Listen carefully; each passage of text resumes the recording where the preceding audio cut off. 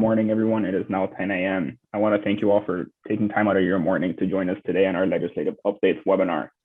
Just want to review a couple housekeeping items. To avoid disruptions, all participants will be muted and the ability to join with video will be disabled throughout the Zoom call. 24 hours to 48 hours after this call, all participants will receive an email from Vesta Property Services with a copy of the presentation and a certificate of completion if you are a CAM getting your credits for the DBPR. The presenter will take questions at the end of the course, so you will use the Q&A button on the bottom or the top of your Zoom page, and you'll go ahead and submit questions, and we will get to them towards the end of the presentation. A couple items for the CAMs here today. If you are a CAM and you want to receive your 2 hours of credits, make sure that after the Zoom webinar, you submit the survey. After the Zoom webinar ends, there will be a survey asking you for your CAM number. If you do not complete this survey, we will not be able to give you your CEU credits. We need this CAM number in order to report this to the DBPR.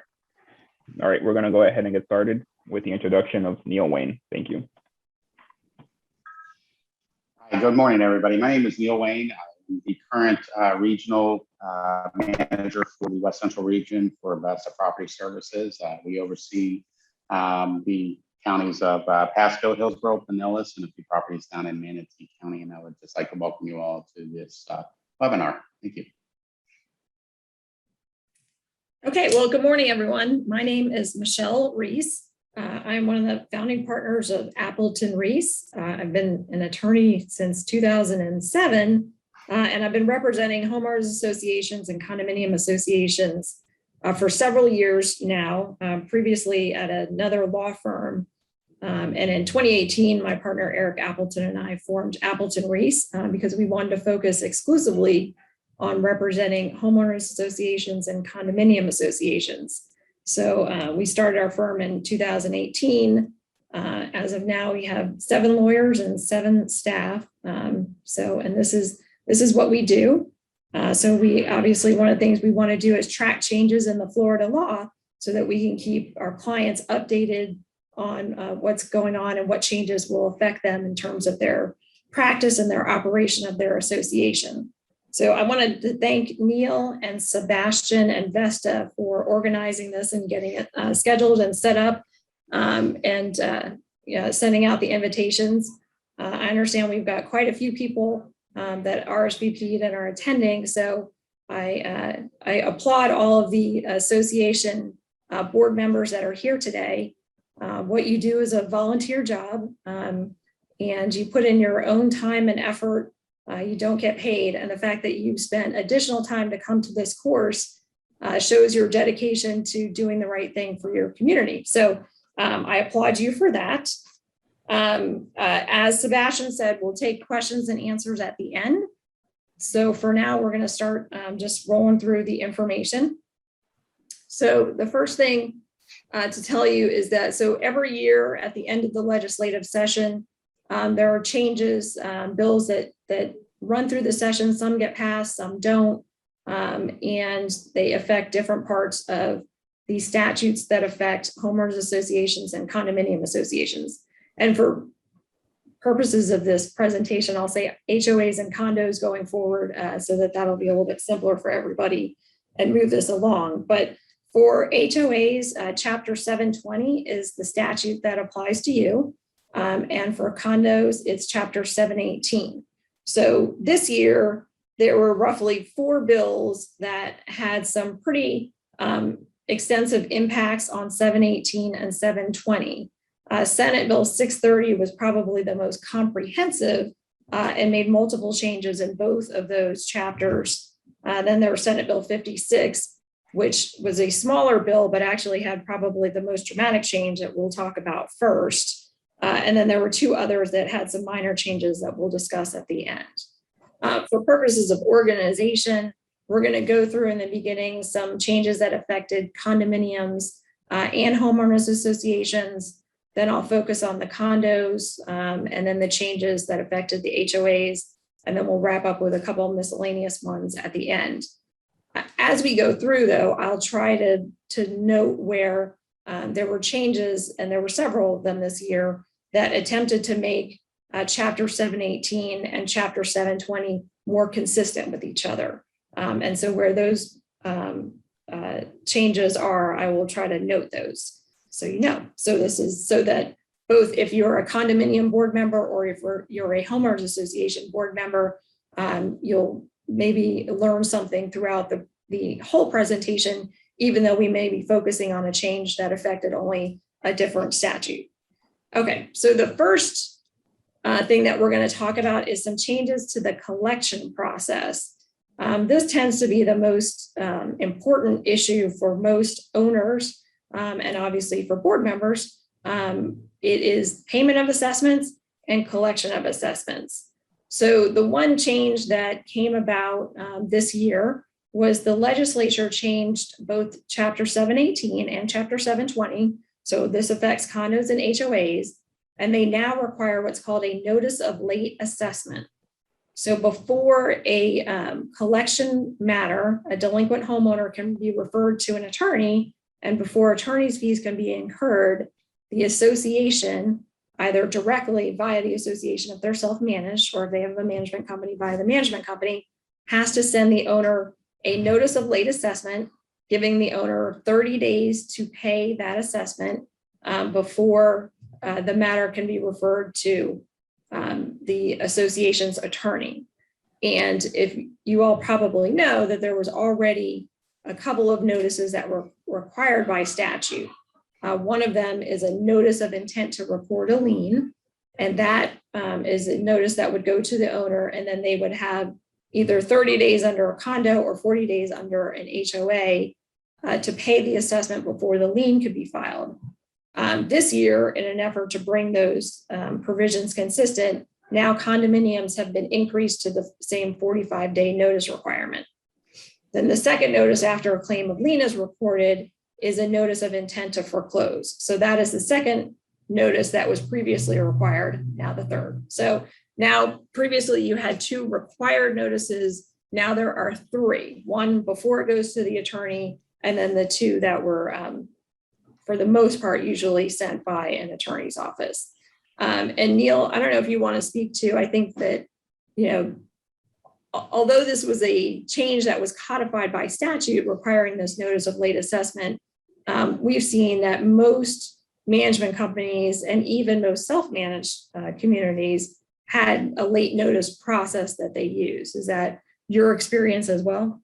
Yes, Michelle, that's correct. So we had various policies throughout the communities that we manage. Some would require 2 weeks notice for a first notice, a friendly notice, and then they would require a second notice, final notice, which would in fact put them at 28 to 30 days based on their governing documents and their grace period and their due dates. This was a daunting task for us to go through our accounting software and update this. Because we had to go through and place this additional 30-day notice on there and then put that decision with the boards if they wanted to include the first friendly notice, or did they just want to go with one 30-day notice prior to moving the account over to the attorneys. So we had to go in and manually change all that. We had to make sure that the verbiage in the letter was compliant with the change as well. So, it was definitely some work in progress for us, and it took a couple of weeks for us to get everything ironed out. But I think the change will definitely assist with the progression and the acceleration of the collection of the delinquencies. Yeah, I hope so as well. We have seen a lot of issues with notice requirements because a significant part of our practice is the collection piece of it. And so typically an owner that hasn't paid very often will state that they didn't receive adequate notice. And a lot of them will say, well, I didn't receive notice before I got a notice from the lawyer's office. And so this is a statutory change to try to address that issue. And I think that Vesta and some of the other more organized management companies were already sending those late notices, but some weren't. And so this provides some consistency, and it's good for us as attorneys because now we know that the owner's gotten this notice before it's come to us. And if they say they haven't, we can, we can email it to them and say, well, actually, this did go to you. So the other change that was made that is relevant to this and is important is that the legislature now requires that when the association is going to change the method of delivery of an assessment or other official notice, they must give the owner at least 30 days written notice of that change, and they've got to get affirmative acknowledgement back from the owner by email or mail that change was approved. So if the association is going to start sending notices to a new address,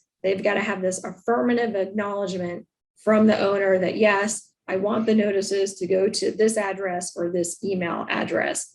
And that, I think, is potentially very helpful because we do have a lot of owners who during the collection process will say, I didn't receive the notice. That's not my address.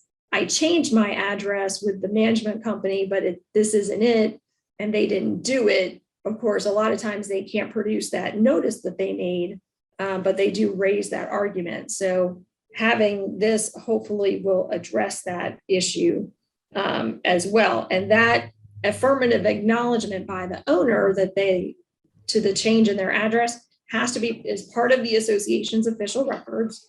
That's part of the statute. It will become part of the official records of the association, but it's not subject to inspection and copying. So if I change my address with the management company and I say I want all my assessment notices to go to this new address and I send them the affirmative acknowledgement, they have to put that in the association's official records, but another owner couldn't come along and inspect that record like they can others. So the big takeaway, I think, for board members is just that this could create a little bit of an extension to the collection process. And so we do strongly recommend that when you have delinquencies, you are proactive in dealing with them and that you don't wait, 3 to 6 months before taking action on an owner that's been delinquent, especially in a condominium association where you tend to have higher assessments or more frequent assessments. So the longer these things go, the higher the delinquency, the more challenges that you might have to collecting it. So with this additional 30-day notice, I would just make sure that you're paying attention to that and working with your management company and making sure that you're staying on top of any delinquencies. So, okay, so next slide. Briefly, we'll talk about conflicts of interest. This was a change to 718, so it affects condominiums. And to give you a little bit of history, back in, I think it was 2016 or 17, there was an issue with a condominium board in Miami that led to a grand jury investigation. And allegedly the board was using association money that benefited the board members. And they were using association common elements and resources for the benefit of the board members and doing other shady things.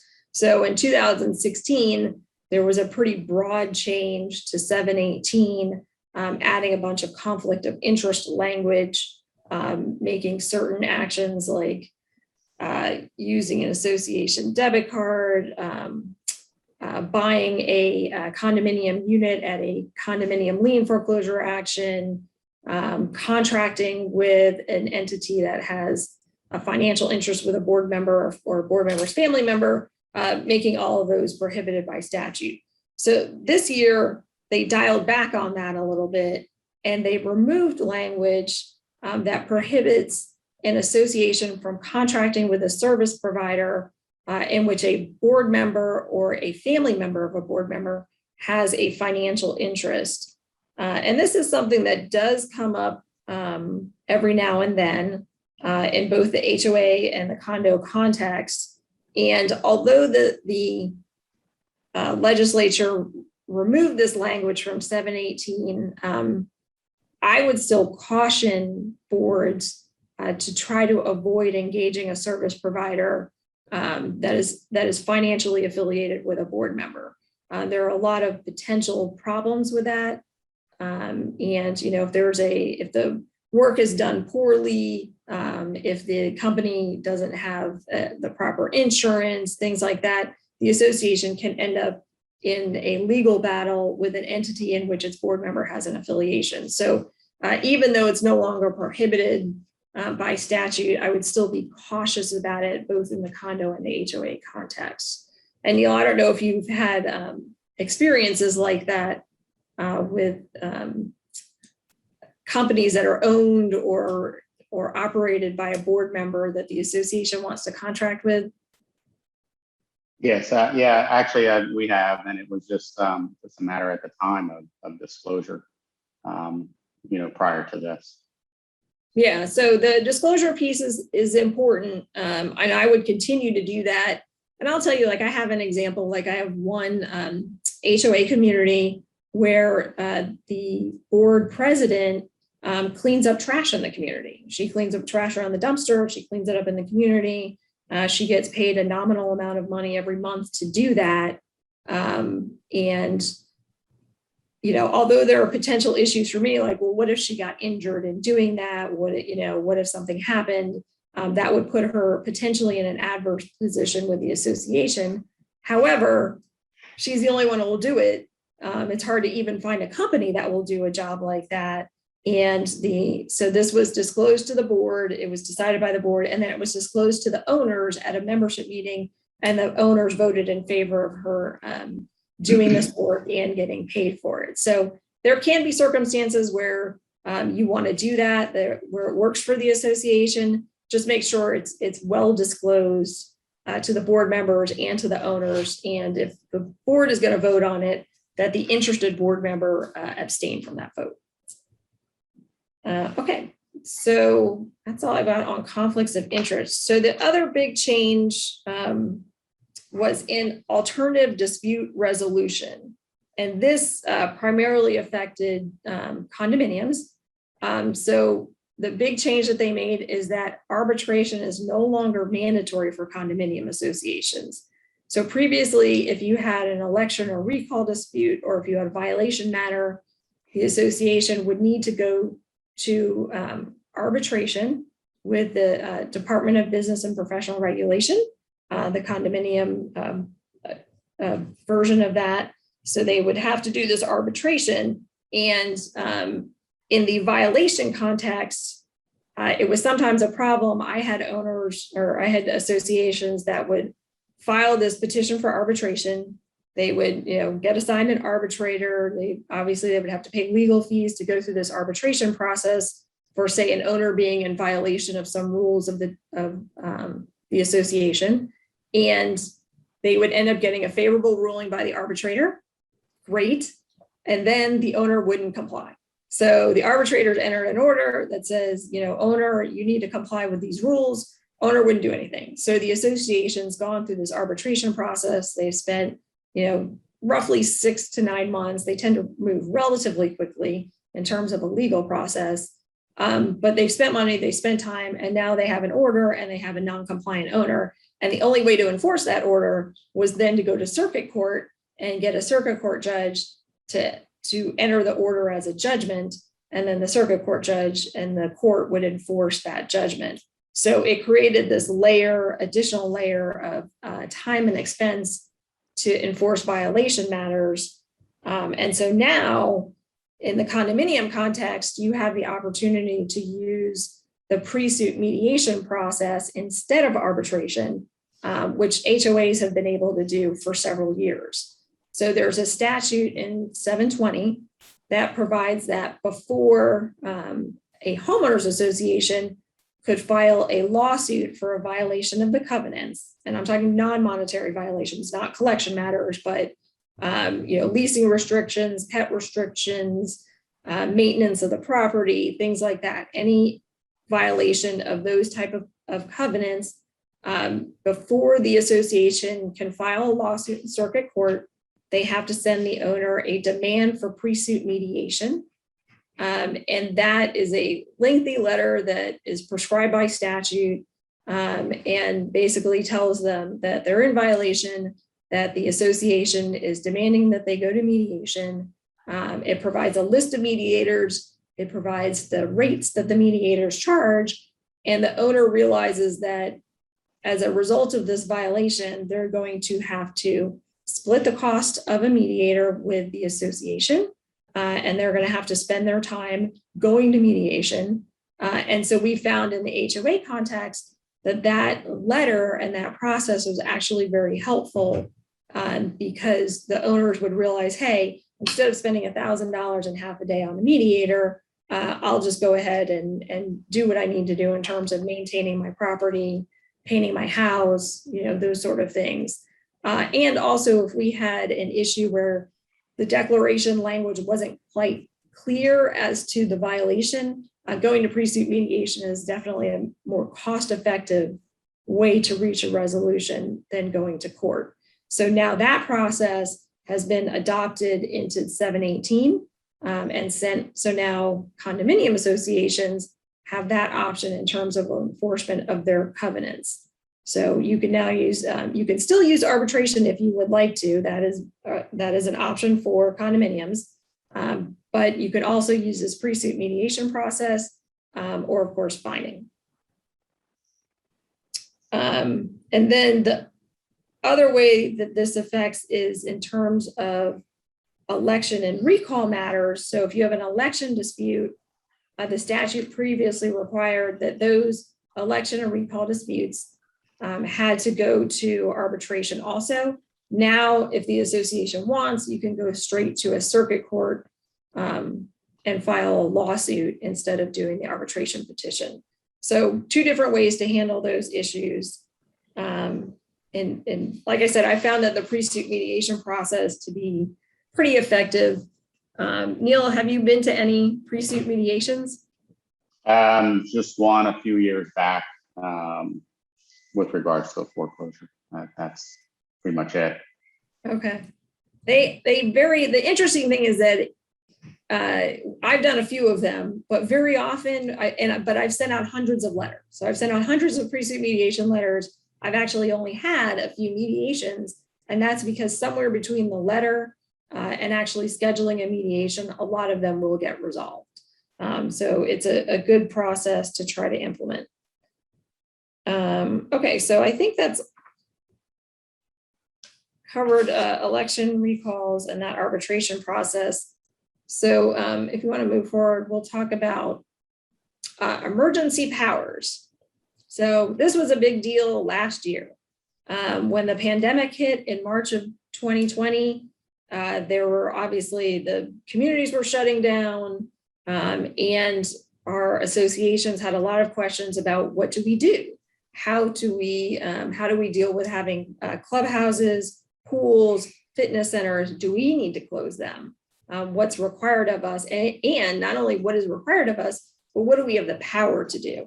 So there was a statute, there's 718.1265 for condos and 723.16 for HOAs that gave condominium and HOA boards these emergency powers, but they were designed for natural disasters. So if a hurricane happened and you had to close the clubhouse because of damage, you could do that. But here it came up, well, we want to close the clubhouse because we're concerned about the pandemic, but that's not expressly provided in the emergency powers that were authorized under these statutes. So the legislature went in and made some amendments, and it did two things. One thing was it provides for virtual meetings. So if a association or a condo or an HOA board needs to meet during a pandemic or during a natural disaster, they can do so by video or by phone. And so that was added to the statute.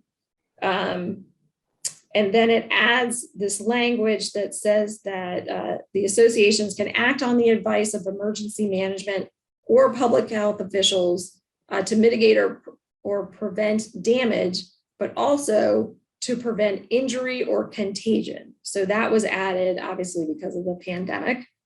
And then there was another section that was added just to make sure that the changes or that the authority of the board didn't prohibit owners from going back and forth to their units. So you can't prevent ingress or egress from the unit. And this is particularly important in a condominium where you're dealing with interior hallways and that are part of the common elements. And there were a lot of questions as to what the association could do to control the issue of the spread of COVID in these interior condominiums. And you do have control over your common elements and closing the clubhouse and closing the pool and the fitness center, but you can't block somebody's access to their unit.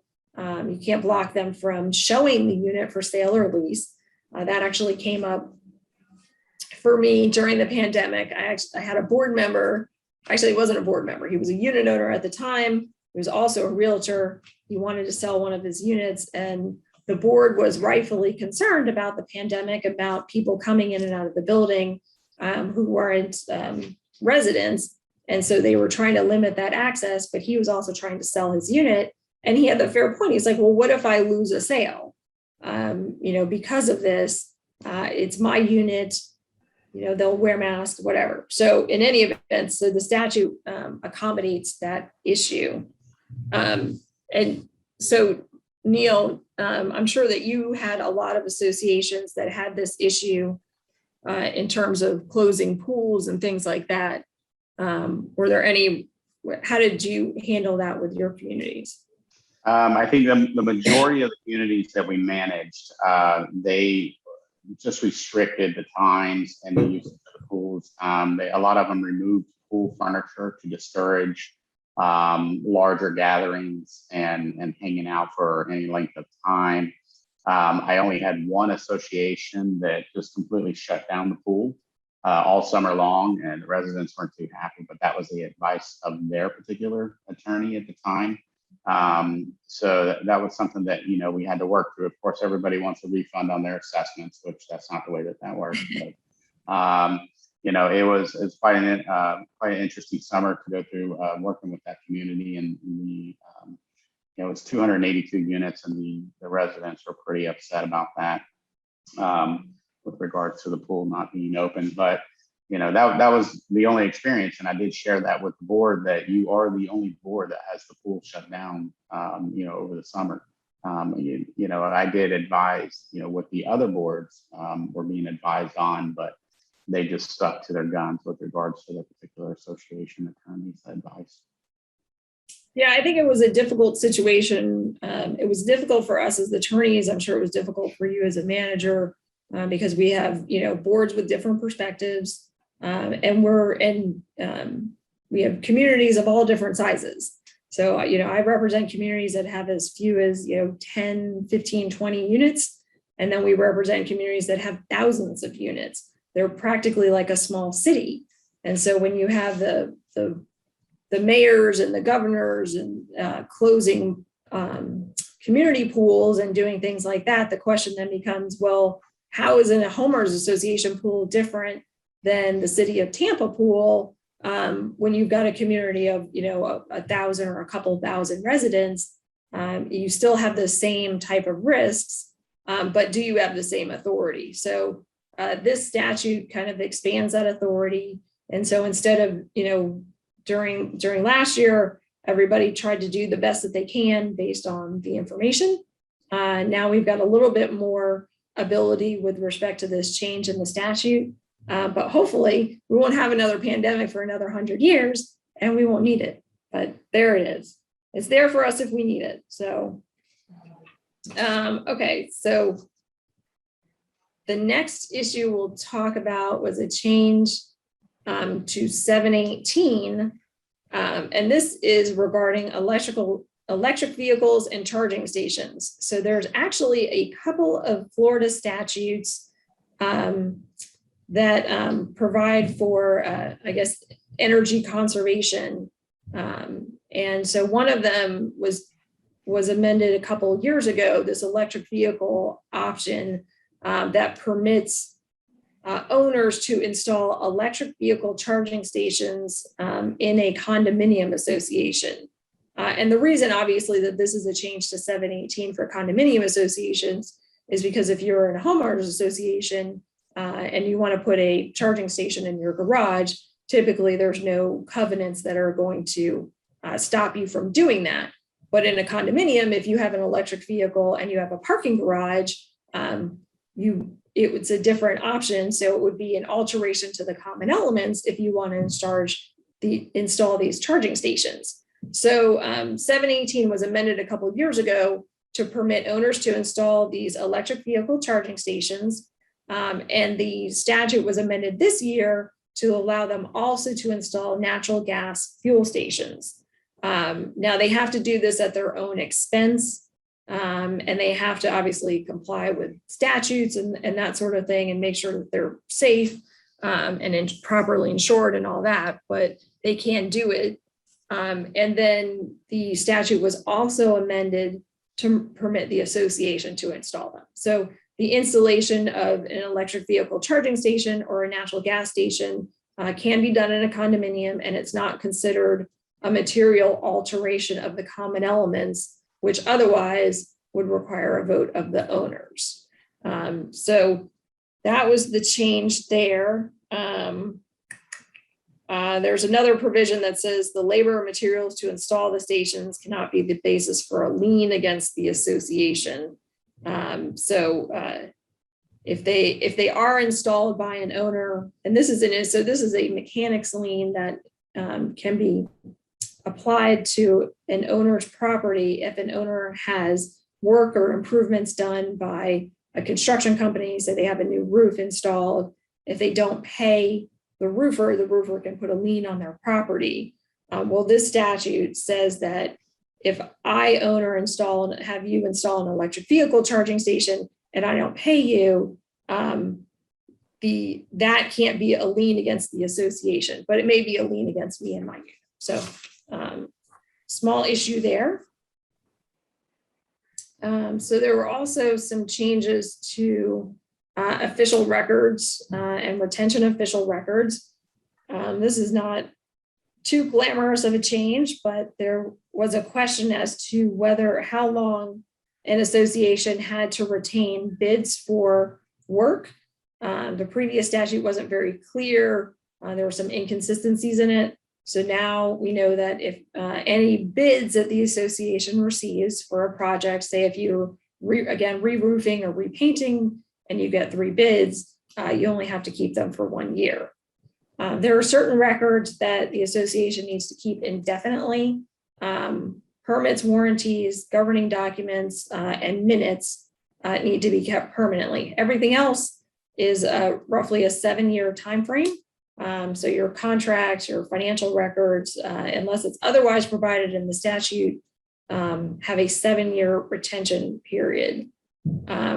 And again, the language here was added that affirmative acknowledgement that I spoke about before, where an owner affirmatively acknowledges that they're changing the address for notice of assessments. That is now, the statute was changed to provide that is part of the official records, but not subject to inspection and copying by owners. And that's in 718 and 720. Neil, if you have any thoughts on official records, feel free to jump in. It's not the most exciting material, but it's important for an association because it is part of your obligation to your owners to maintain these records and to make sure that when it's appropriate, they're available to the owners for inspection and copying. The additional change on the next slide to 718 with regards to inspection and copying of records, renters can inspect and copy the declaration, the bylaws, and the rules. They are not entitled to inspect and copy anything else. We get questions every now and then about what tenants and renters can and can't do. Can they go to meetings? Can they vote? They cannot. A renter is not a member of the association. So an association is essentially a closed corporation. So the meetings of the board and the meetings of the owners are attended only by the members.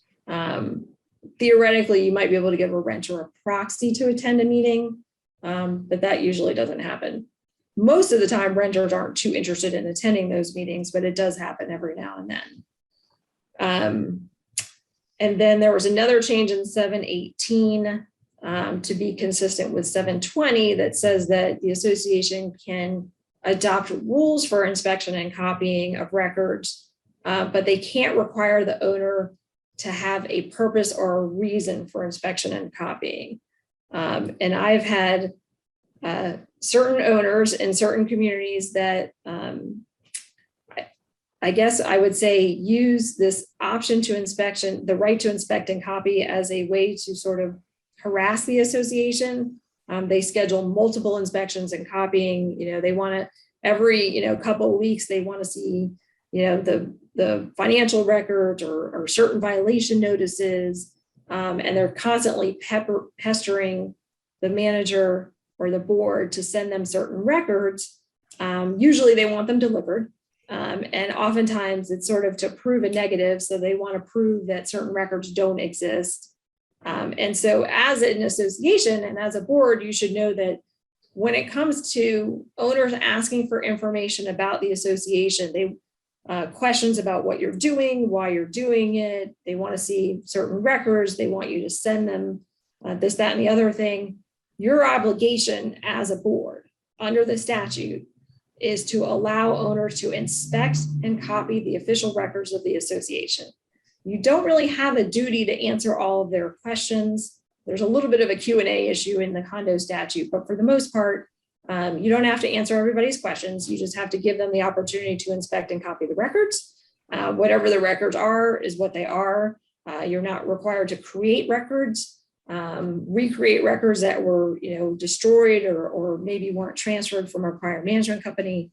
That's not your obligation. And you can impose rules. If someone's asking for records multiple times in a month, you can adopt a rule that says, you can only have 1 to 2 opportunities to inspect and copy records within a month. You're limited to 4 or 8 hours per inspection.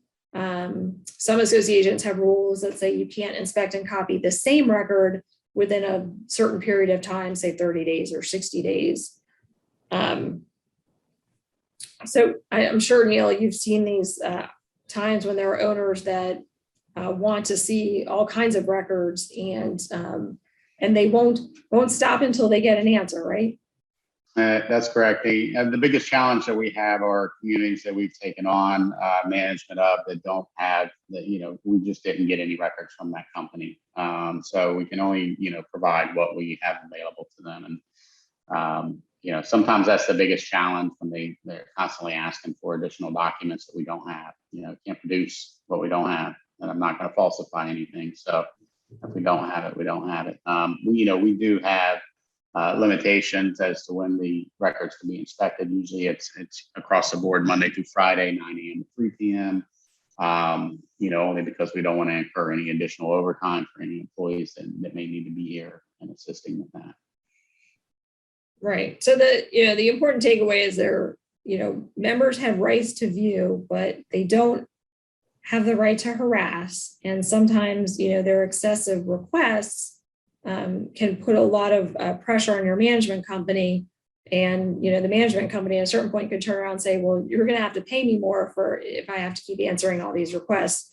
And that's not the purpose of the statute. The statute is just to keep owners informed. And so there's no duty to, like I said, to recreate records. And as Neil pointed out, there are times when the association doesn't get records from the prior management company. They get lost, they weren't properly kept. For whatever reason it is, you don't get them. It is what it is. You don't have to recreate them. But I will say, and one thing I kind of encourage boards to do is you have different positions, and one of those positions is your secretary. And even though your management company will hold your records for you, and they will, allow these arrange for the inspection and copying, and they'll store the records. You as a secretary might want to be familiar with what records they have, so that in the event there is some sort of transition or change in management company, it's easier to facilitate the transition of those records if you know what they have. But those are the changes to the statute. So the next thing that we're going to talk about on the next slide is how another way to access those records. A couple of years ago, the legislature passed a statute that required condominium associations to have a website and to have certain records posted on the website accessible to members. They revised the statute this year to provide that you can have a website or you can have an app. So now you can have an app for that. So now in addition to all of your other apps on your phone, you can have an app for your condominium association. Neil, I don't really know that, I'm not that, adept at software and computer issues. So has anybody tried to implement an app or? Well, we do. We do offer Vesta Vantage Pro for an additional fee, which is more user friendly. There is a mobile app for it, but it's a great tool for our associations, the boards, and the members, as well as the property manager to utilize. That it's real easy on the eyes. It's the user interface is a lot easier than a standard website to go in, and the selection process for your resources is a lot more simplified, so that you can quickly review and see these required documents on there. So that is an option that we do offer aside from our regular basic website that's built into the contract. So that is where we every now and then we see the legislature keeping up with the times. And so, yes, so now it was probably permissible to have an app before, because an app is often essentially a portal to a website. But now we've amended the statute to make it clear that an app like the one Neil's talking about is something that the association can use. And even though it's only required for associations with 150 or more units, some other associations might want to consider it as the cost of these things has come down a little bit. A lot of times it's offered by your management company, and it can be a great way to handle these records requests because you'll be able to store a lot of your records on this app or website. And instead of having to use management time to sit with an owner as they inspect and copy the records, they can access them via the website or the app. So small progress by the legislature. Okay, so a couple more, I guess, smaller changes. 718-303. So they made some minor changes to the law, and this is probably more interesting to lawyers than it is to anybody else, but it provides for actions at law or in equity, and removes language that says that lawsuits have to be for damages or for injunctive relief. And in case anybody's interested, an action at law is usually an action that's founded on a contract or a statute. An action in equity is something where there's an equitable remedy for the plaintiff or the petitioner. So foreclosure is an equitable remedy. While a mortgage company has a right to payment on the promissory note and they have a mortgage lien against the property, the ability to foreclose that lien by a mortgage company or by a condominium association is actually an equitable remedy that the court allows. So anyway, so the statute was amended to provide a little bit broader language in terms of how an association can pursue enforcement actions. Another thing they cleaned up was payment of fines. The fining statute was revised a couple of years ago and provides this process for fining committees. They have to be, 3 committee members who are not board members or related to board members. Every owner has to have the opportunity to go before this committee before a fine can be fully implemented. And then the statute provided that the fine was due 5 days after the meeting of that committee. Well, they revised it, and I think in an appropriate way to say that it's now 5 days after notice of the fine. So oftentimes the owners don't go to the committee meeting. The fining committee will uphold the fine. And so now the statute has been clarified to require that a notice go to the owner that the fine's been upheld, and then they have 5 days from that notice to pay the fine. And Neil, did you have a practice before in terms of notifying owners after a covenant enforcement meeting if a fine was imposed? Yes, we did. We had a fining letter, but without the language of the 5 days. I think they were given 30 days to pay. Yeah, the 5 days is a pretty short turnaround time, and certainly, additional time is probably not unreasonable. It certainly would be difficult for me to turn around something in 5 days. So I can understand why that, especially depending on the amount of the fine. Some of the fines, will range from $1,000 to, in some instances, I've seen fines of $3,000, $4,000, and $5,000 depending on the number of issues. So the association can adopt what it thinks is reasonable, but it has to be at least 5 days notice after a fine has been implemented by the board and upheld by your covenant enforcement committee. And then, as we talked about before, the violations can be enforced now by arbitration or pre-suit mediation. The next slide is another sort of minor change to 718 that provides that a condominium board can extinguish a discriminatory restriction. Technically, these restrictions wouldn't be enforceable, but there are older associations that have some outdated restrictions related to racial bias and gender biases and things like that. There are some outdated restrictions in some covenants. You can now get rid of those by a vote of the association of the board, and not go through the formal amendment process for your governing document. But whether you amend the document or not, they wouldn't be enforceable. But anyway, now you can get rid of them without doing an amendment. The other change they made, which is a little bit more of a vital issue for condominium associations, is there was a change in the statute a couple of years ago that implemented a term limit. So condominium association directors cannot serve for more than 8 consecutive years under this new statute. Well, when they adopted the statute a couple of years ago, there were directors that had already been serving for 5, 6, 7, 8 years. And the question became, well, can I run again? Or does the 8 years start from today when that statute was implemented back in, I think, 2018? So finally, in 2021, the legislature revised that statute to clarify that the 8 years runs from July 1 of 2018. So if a condominium association board member was serving on the board for 5 years prior to 2018, so they're up to 8 years now, they can still continue to run because that 8-year limit would start from the July 1, 2018 date.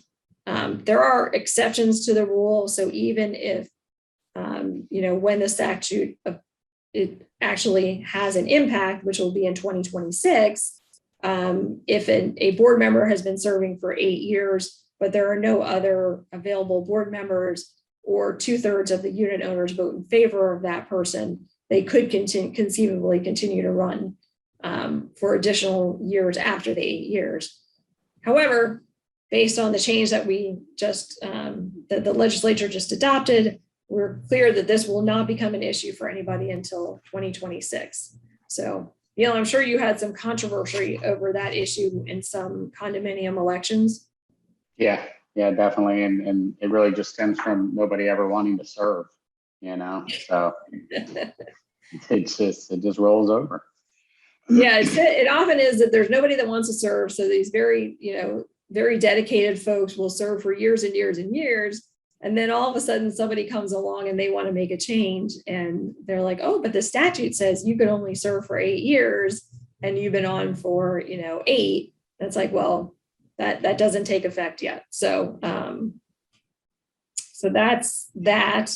All right. So now we're going to talk about some meeting notice requirement, minor changes. The legislature for condominium association meetings, they split out the process for notice of annual meetings and notice of special meetings.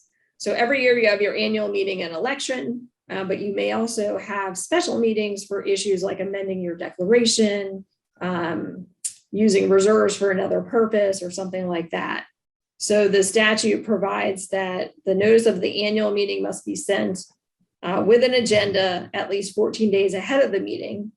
Notice of a special membership meeting also has to be sent with an agenda at least 14 days ahead unless bylaws provide otherwise. So theoretically, your special meeting notice could be shorter than 14 days, could be longer than 14 days. I would not, and most bylaws don't provide for less than 14 days. I wouldn't do less than 14 days. I think that that's a reasonable amount of time to notice. What do you think, Neil? I only came across one. I think it was 10 days, but we always go with 14. 14's more than enough time for the notice. I guess 2 weeks, and that's depending on USPS and their delivery, and Right, whether or right. not they're getting. That's the biggest challenge we have. We ran into this issue about a year ago, especially during COVID, with the lack of notices actually reaching the residents. And even in a local office, we're mailing it locally and to a local community, and it was still going beyond 7 days before they were actually getting, these notices. So it was tough. It was a challenge. Yeah, so I don't know that this statute, I agree with you. We had some similar issues where people, like, we sent notices and, during the pandemic, they didn't get very far very fast. I also have not had a lot of experiences where the association really needs to schedule a special membership meeting within less than 14 days. I mean, that just doesn't usually happen. And so, I would err on the side of caution and stick with bylaws and a 14-day notice. The other issue, okay, so the second change to 718 in terms of notice requirements was the second notice of an election. So in a condominium, you have to send 2 notices of your election. The first notice is a notice that that the election is being scheduled, and persons can submit their notice of intent to run. So that notice goes out 60 days ahead of the meeting. And then there's a second notice, and there was a code provision, Florida Administrative Code, that I think already provided that it had to be at least 14 days ahead of the meeting, but now that's been codified by statute. So the second notice of the meeting and election has to be sent at least 14 days, but not more than 34 days before the election. And that's to, I guess, allow to make sure that everybody has ample notice of an election, which tends to be one of the more well-attended and more garners more interest than other meetings. So that was just a clarification, I think, of existing practice. Michelle, what's your thought process on the not more than 34 days before the date of the election? Is it so that they don't get lost or forget about the meeting? I think it has more to do with it. I thought it was more of sort of a scheduling. So you send the 60-day notice, and then there's the owners who want to submit their intent to run have to submit the intent to run not less than 40 days before the meeting. So then in order to make sure that your second notice doesn't go out before you get everybody's intent to runs, I guess they gave this 34-day, which, kind of makes sense. Yeah, that makes sense. I didn't know if it needed to be, actually placed in there, because I think it's 40 and then 35 for the informational sheet. So of course that would, Right. You would wait until you got the information sheet before you sent the mailer out anyway. Right, it kind of would happen anyway, but this language, I think, was already in Florida Administrative Code, so it just got codified into the statute. I don't know that there was actually a lot of thought process that went into this revision. But so this is the condo process. Homeowners associations can schedule an election on one notice 14 days ahead. However, we've had a bunch of homeowner associations adopt the 2 notice process. Have you seen that, Neil, in your HOAs? I actually recommend the 2-step process. We do 30 days out with the intent to runs, and we get those back. And we send out in the first notice, we just clarify that, we got 2 seats available. If we receive, 2 seats or less, or intent to run forms back, then there will be no election. If we receive 3 or more, there will be an election. If nobody sends anything back, then the board will roll over and they'll just appoint somebody at that point, or nominate somebody. I do have one or 2 associations that are just strictly no 14 days, and we're going to do nominations from the floor. Those are a lot smaller communities. But I think that it's a disservice to the people that vote by mail for a candidate to take nominations from the floor, only because they don't have the opportunity to hear a possible better candidate who's presenting themselves for selection or for nomination to be elected to the board. So, you know, I kind of discourage the homeowners associations or the boards to, you know, take nominations from the floor, only because it also kind of convolutes the election process as well. It just creates a lot more work during the meeting. You know, whenever you're doing these special meetings or these elections, there's a lot of downtime when the ballots are being counted, the proxies are being verified. You know, there's a lot of silence, you know, and a lot of fill-in time for people to come up with activities to keep everybody occupied. But, you know, to help streamline things, I think the more proficient way is to do a 60-day. And then, you know, we try to do a little bit more than 14 days, just to, you know, compensate for any lag time with the USPS and make sure that everybody's able to attend.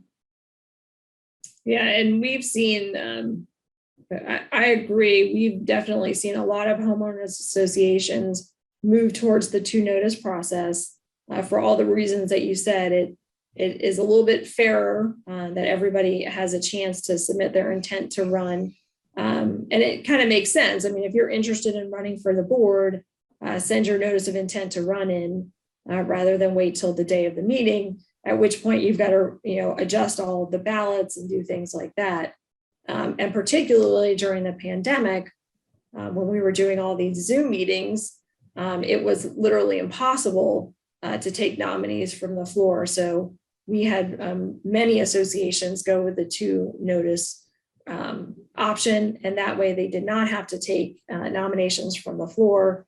And it, as Neil said, it just makes for a smoother annual meeting and election, because you know who your candidates are, and you can get those votes counted. And if there's going to be an election, you know it, and you can get the votes counted relatively quickly and not have a meeting that drags on for too long. So good process to consider.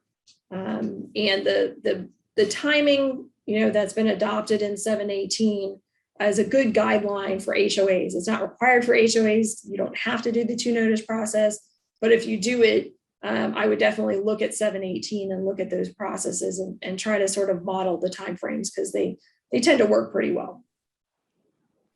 Okay, so the next section we're going to talk about are transfer fees.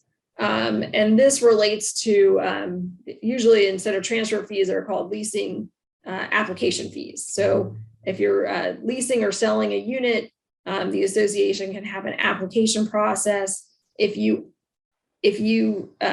declaration provides that you as an association approve leases or sales, then you can charge a transfer or an application fee. If you don't have authority over leases, you probably cannot charge the fee. So check your documents and check the statute before you implement a fee if you don't already have one. But the cap for that fee was increased from $100 to $150. And there was language that was added that clarified that you cannot charge the fee for a renewal of a lease or a sublease where the renewal is for the same tenants. So if there's no change in the tenants and there's fundamentally no change in the unit occupancy, you can't require a new application. And I did have many associations that did do that. When there was a renewal, they wanted a renewal application and an application fee.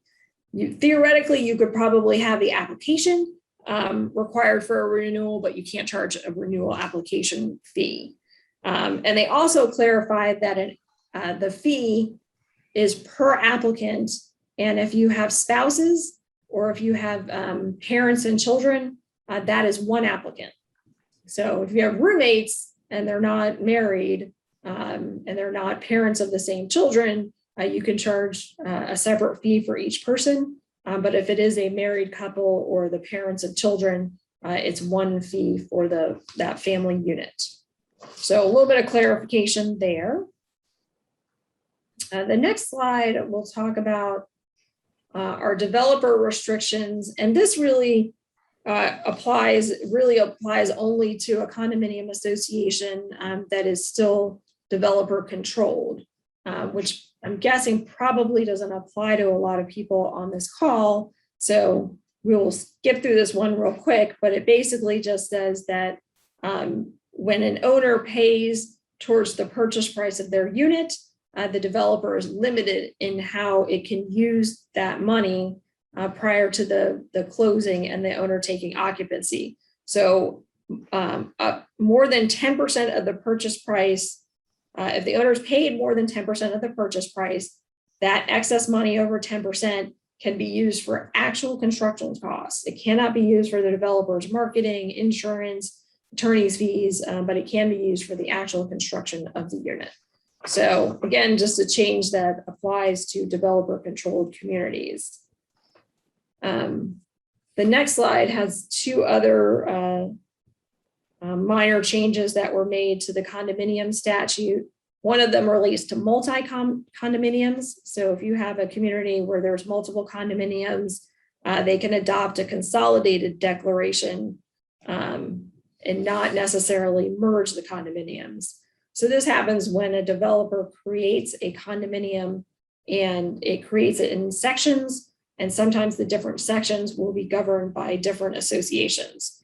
I have a community in Riverview that has a homeowners association that governs most of the property and the townhouses, and then they have 12 different condominium complexes, and each of those condominium complexes has its own condominium association and its own condominium declaration. So under this statute, you could have a consolidated declaration, but still have separate associations for, in this example, each of those 12 units. Neil, do you have any multi-condominiums? No. No, see, you're lucky. They're a whole different animal. They're often very similar, but not identical. So you have to kind of make sure that you're applying the right rules to the right condominium. But anyway, so that's a minor change that affects multi-condominiums. And then they changed the location of the ombudsman. So now the ombudsman no longer needs to be located in Leon County. And I'll be perfectly honest, I didn't know too much about the ombudsman myself, but they are essentially a liaison between the DBPR and communities. So if there's interpretations of statutes, if there's changes that need to be made to rules, if there's questions about duties and responsibilities, the ombudsman is your liaison between the DBPR and the condo boards, board members, and managers. So they are a potential resource for our condominium association board. So, but now the ombudsman can be located outside of Tallahassee. So that is it on 718 specific changes and those ones that apply to 718 and 720.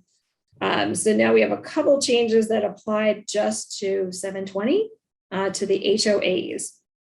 So the first one we're going to talk about is reserves and deficit funding prior to turnover.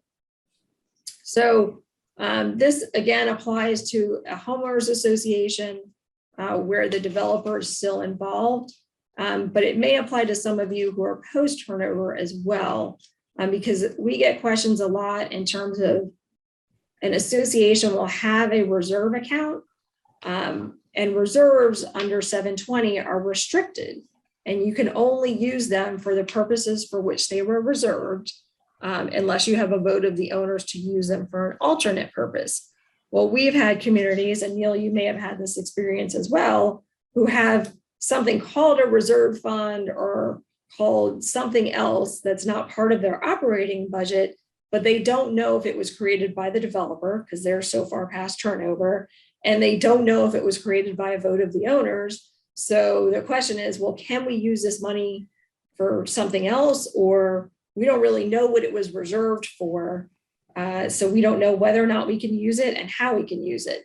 So the statute was revised to provide that developers actually can't create a reserve account. A reserve account has to be created by a vote of the owners. So theoretically, from now on, the association would have a record of a vote of the owners establishing the reserve account. Neil, have you had this experience where folks have reserve accounts where they're like, we don't know where this came from? Well, yeah, and mostly it pertains to developer turnover. The developer is usually the one that would do that, but more than likely a developer does not create a reserve account because they're not going to be around when the reserves are needed anyway. So, you know, and they're, you know, a lot of them do deficit funding anyway. So they're trying to, you know, minimize any money that they have to work with. You know, that their goal is to get in there and get out, you know, develop houses in and get out. Yeah, and this is a question that we get all the time when an association turns over and they don't have reserves. The question is, well, why didn't the developer create reserves? Why, you know, and for a community that turned over within a couple of years of construction beginning and being formed, less of a deal. But when the foreclosure crisis happened in 2008, 2009 timeframe, there were communities that were in the process of developing, but then got delayed for many, many years due to that crisis. Well, when they finally turned over, some of the amenities were, you know, more than 10 years old and needed some significant repairs and upgrades. And there you go, you've got no reserves. And the question is, well, why didn't the developer do that? And isn't it a, you know, wrong of them and a breach of their duty? And ultimately, I think this statute kind of clarifies that, you know, it's not the developer's obligation, as Neil said, to establish reserves. They deficit fund, so they have to make sure that there's enough money to operate the community, but they don't have to go above and beyond that and create essentially what's a savings account, which is what the reserves are. And some communities won't create reserves. In a condominium, you're required to do so. In a homeowners association, reserve accounts are optional. We do recommend them. So if you're a community that doesn't have reserves, you may want to look at establishing them. There are communities that have, as I mentioned, sort of these rainy day funds, and they're not sure if they're reserves. If you're not sure if it's a reserve, I would probably recommend, depending on the circumstances, that that the community treat it as a reserve so that you're not in violation of the statute. But if you have money that you know wasn't really established as a reserve, but it's just accumulated over the years, that's not a reserve, and you can use it however you want. But if you want to make sure that that the community is going to have money for these big expenses that come up in the future in terms of, you know, painting, paving, and roofing are the bigger ones, but clubhouse maintenance, pool maintenance, some of your wetland and drainage structures, sidewalks, all of that infrastructure requires maintenance over time. And you can, you know, pay it forward or pay it backward. If you don't reserve, then you're going to have to special assess. So those are things to keep in mind, but the statute, at least in this case, just clarified that the developer is not obligated to establish reserves, and they will be established by a vote of a majority of the total unit owners can vote to establish a reserve account. Let's see. So the developer can include reserves prior to turnover, but they're not obligated to do it. And I would expect you probably won't see too many developers do that. As Neil said, they want to keep their costs down. They also want to keep the assessments down.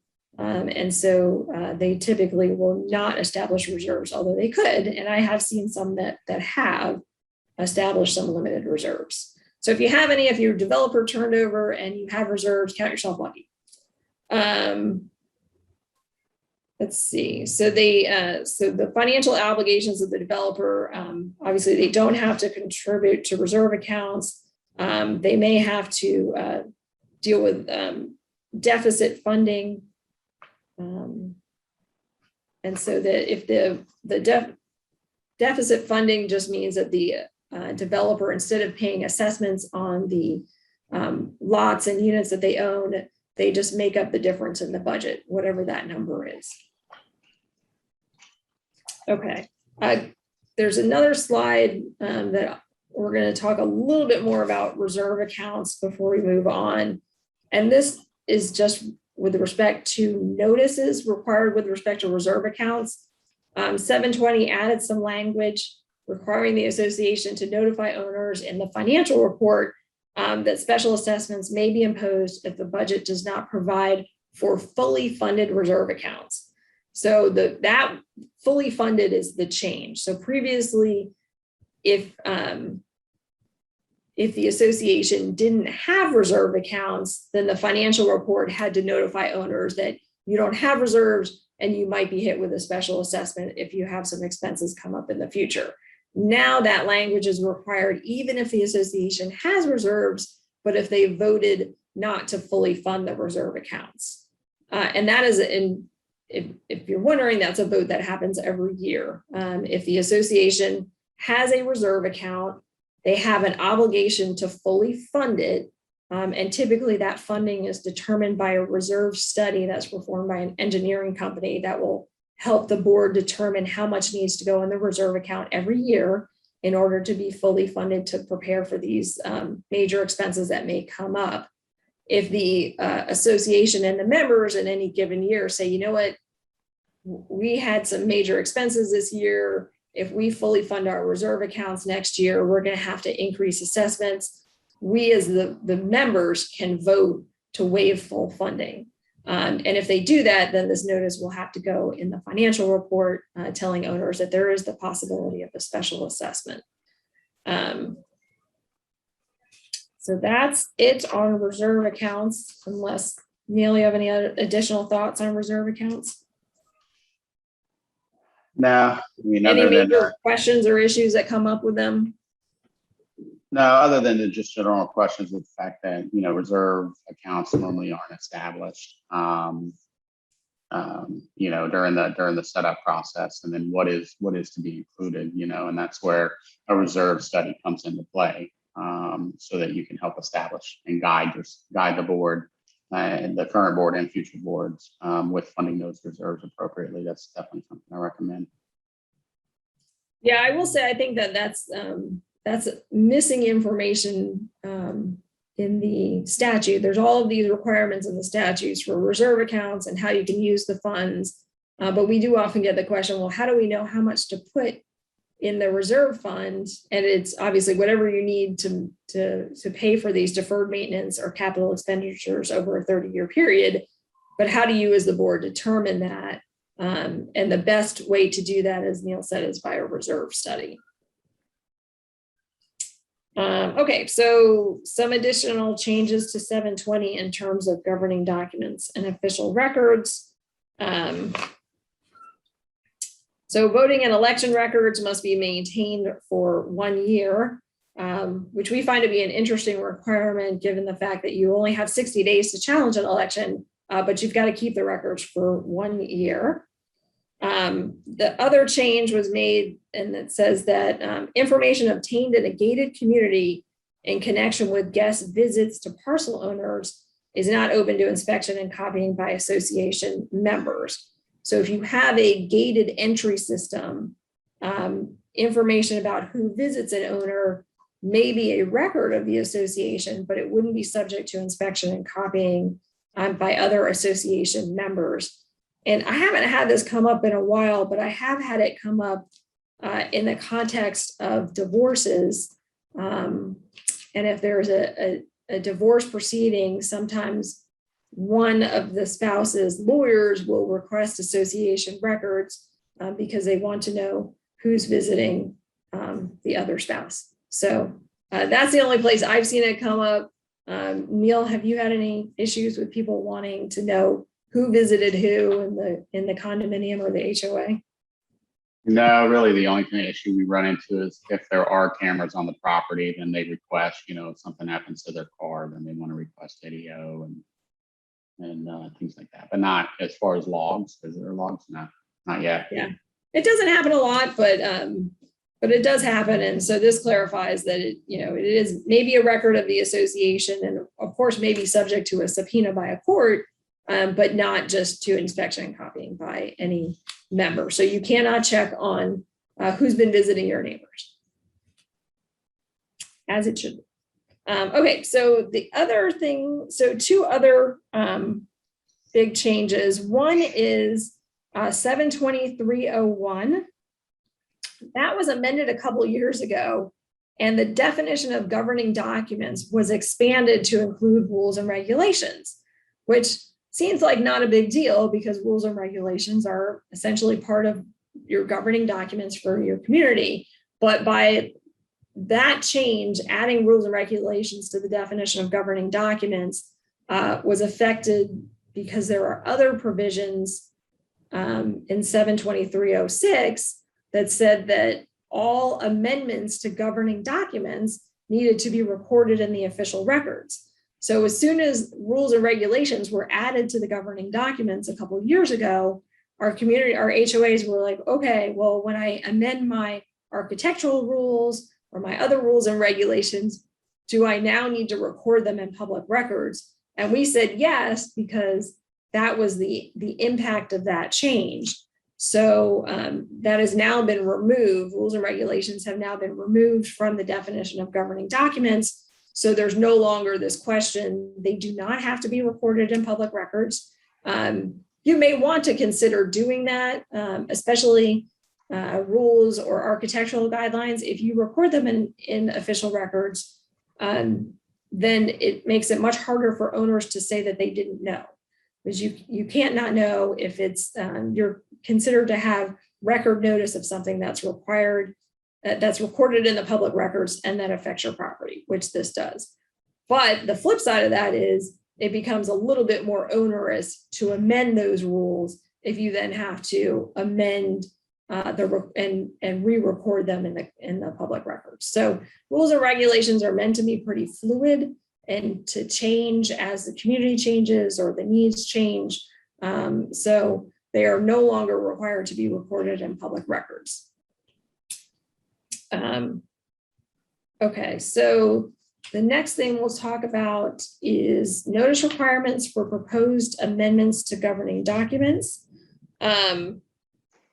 So previously you had to send the notice if you're going to make an amendment to the governing documents.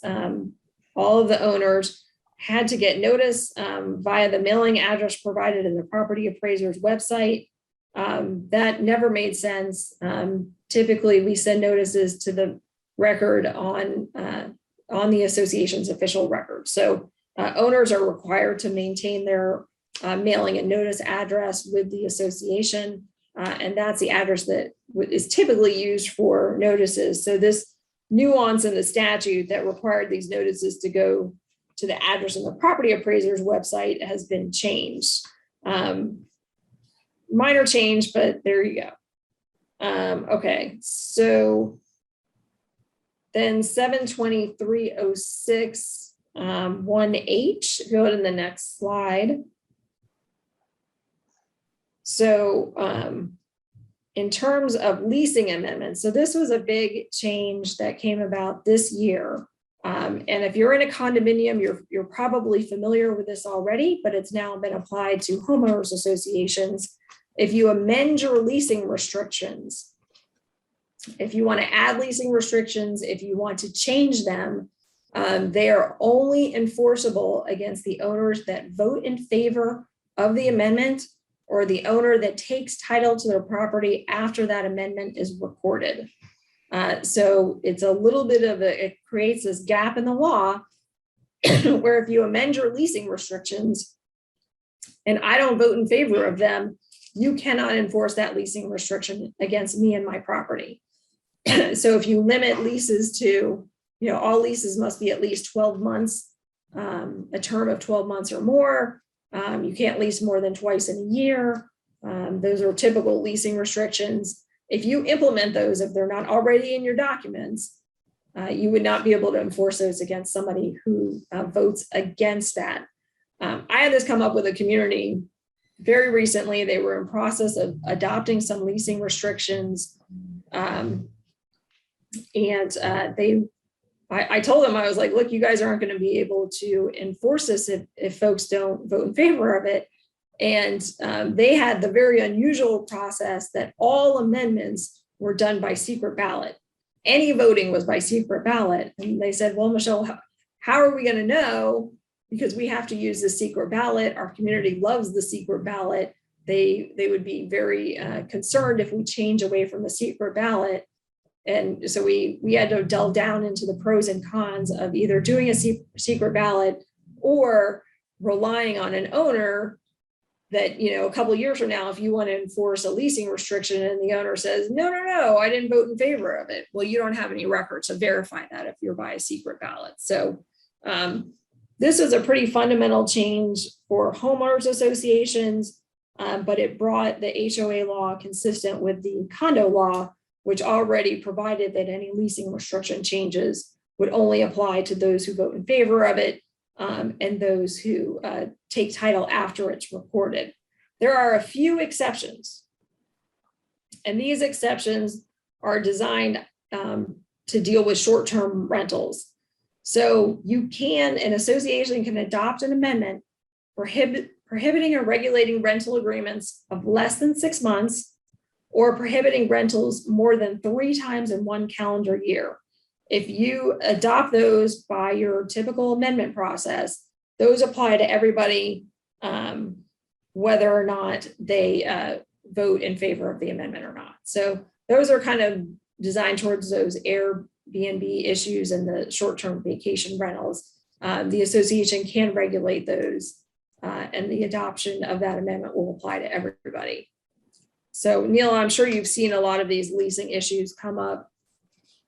Yeah, we had to put a couple years back a hard number on rentals with an HOA, and they set it at 20 in a 255 unit community. So it was the question came up, well, what if we have existing?